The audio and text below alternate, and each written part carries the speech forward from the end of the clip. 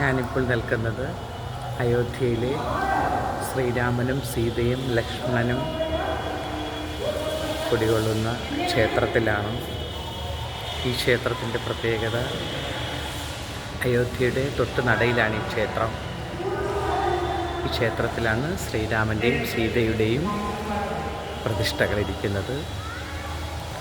ഇത് മാൻമെയ്ഡായിട്ടുള്ള ക്ഷേത്രമാണ്.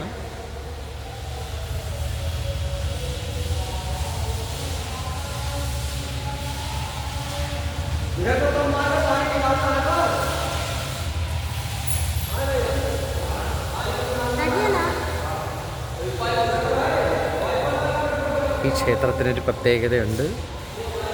സാധാരണ ക്ഷേത്രങ്ങളിൽ നമുക്ക് ഇതുപോലെ ഫോട്ടോ എടുക്കാൻ കഴിയില്ല. ഈ ക്ഷേത്രത്തിൽ നമുക്ക് ഫോട്ടോ എടുക്കാം.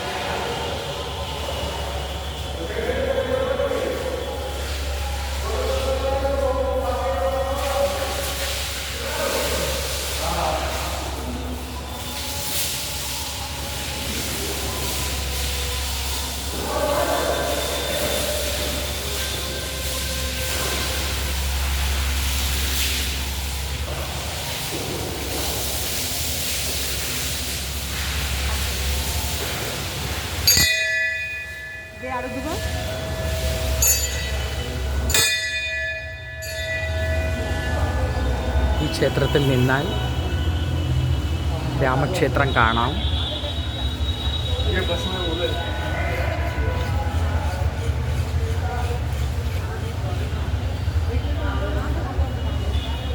രാമക്ഷേത്രത്തിൻ്റെ തൊട്ട് നടയിലാണ് ഈ ക്ഷേത്രം സ്ഥിതി ചെയ്യുന്നത്. ഇത് ബിർള ഹോമാണ്. ബിർള ഹോമിൽ താമസ സൗകര്യങ്ങളുണ്ട്. ഇവിടെ നല്ല ഗാർഡനുണ്ട്. നല്ല പറ്റി നൽകുന്ന രീതിയിലുള്ള ഒരു ക്ഷേത്രമാണിത്, രാമക്ഷേത്രം. രാമക്ഷേത്രത്തിൽ ശ്രീരാമൻ്റെ പ്രതിഷ്ഠ മാത്രമാണ് ഉള്ളത്. അവിടെ മറ്റൊരു പ്രതിഷ്ഠയും ചെയ്തിട്ടില്ല. എനിക്ക് തോന്നുന്നത് പണി പൂർത്തിയായിട്ടില്ല, ഇനിയും പണി നടക്കുന്നുണ്ട്.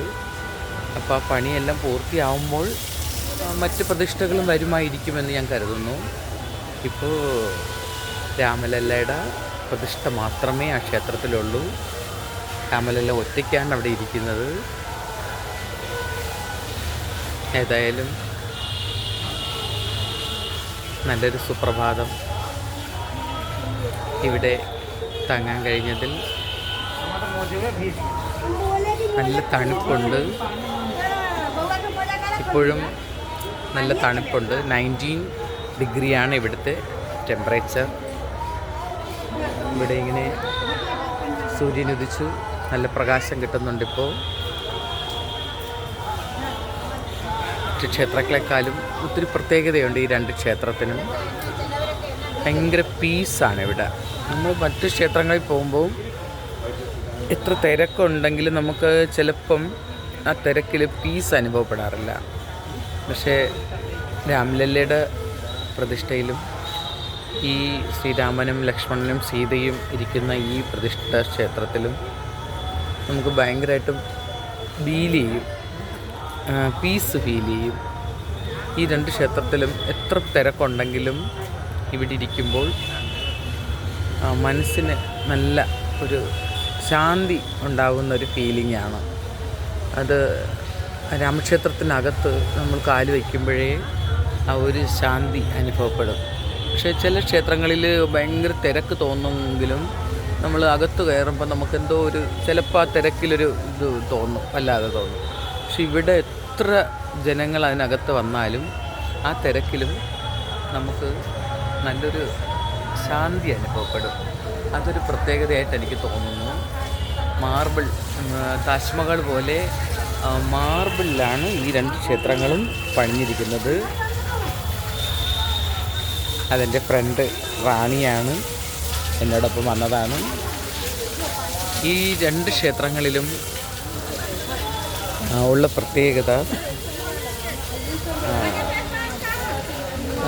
മാർബിൾ, വെളുത്ത മാർബിളാണ് ഉപയോഗിച്ചിരിക്കുന്നത്. അത് നമ്മുടെ താജ്മഹൽ പോലെ ആ വെളുത്ത മാർബിളിനും ഒരു പ്രത്യേകതയുണ്ട്. അതായിരിക്കും ഈ രണ്ട് ക്ഷേത്രത്തിലും വെളുത്ത മാർബിൾ അണിയിച്ചത്. താറയിൽ നമ്മൾ ചവിട്ടുമ്പോൾ ഒത്തിരി തണുപ്പ് അനുഭവപ്പെടും.